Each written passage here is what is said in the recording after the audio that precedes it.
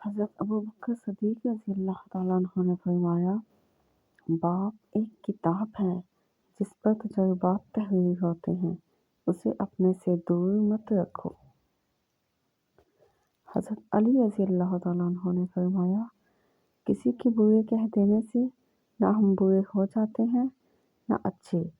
اپنی زبان سے ہر شخص اپنا ضعف دکھاتا ہے، دوسرے کا عکس نہیں۔ حضرت علی علیہ السلام نے فرمایا، محبت سب سے کرو لیکن اس سے اور بھی زیادہ کرو جس کے دل میں تمہارے لیے تم سے بھی زیادہ محبت ہو۔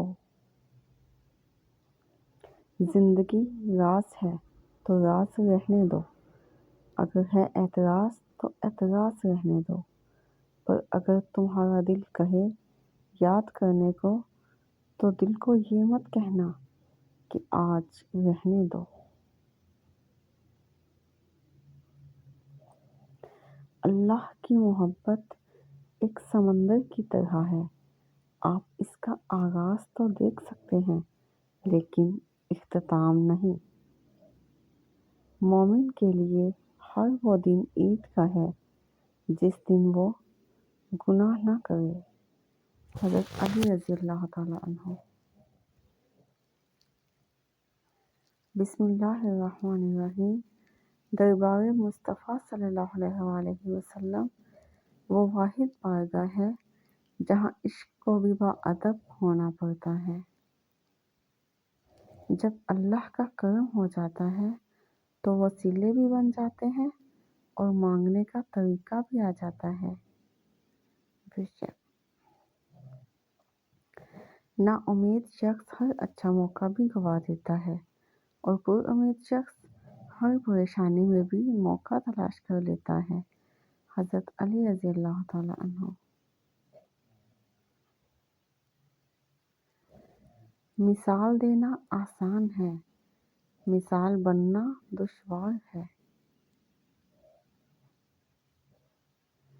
گھر کے مقابلے میں دروازہ چھوٹا ہوتا ہے، دروازے کے مقابلے میں تالا چھوٹا ہوتا ہے، اور تالے کے مقابلے میں چابی چھوٹی ہوتی ہے، لیکن وہ ایک چھوٹی سی چابی سارے گھر کو کھول سکتی ہے۔ اسی طرح ایک پائیدار اور اچھی سوچ بڑے سے بڑے مسائل کو حل کر سکتی ہے۔ اچھی یادوں کا اچار ڈالیے اور سالہ سال محفوظ رکھیے، اور بری یادوں کی چٹنی بنائیے اور ایک دن میں اسے ختم کر دیں۔ عزت جہاں آپ کی عزت نہ ہو وہاں مت جائیں، چاہے وہاں کھانا آپ کو سونے کی پلیٹ اور چاندی کی چمچ میں ہی کیوں نہ دیا جائے۔ حضرت علی رضی اللہ تعالیٰ عنہ۔ لوگوں کے سامنے مسکراتے رہا کرو اور اللہ کے سامنے گر گراتے رہا کرو، کیونکہ دنیا مسکرانے والوں کو پسند کرتی ہے جبکہ اللہ گر گرانے والوں کو پسند کرتا ہے۔ جب کوئی دل دکھاتا ہے تو میں چپ رہنا پسند کرتی ہوں، شاید میرے جواب سے بہتر وقت کا جواب ہو۔ ہمیں لوگوں کو نہیں، بس اپنے اللہ کو راضی کرنا ہے۔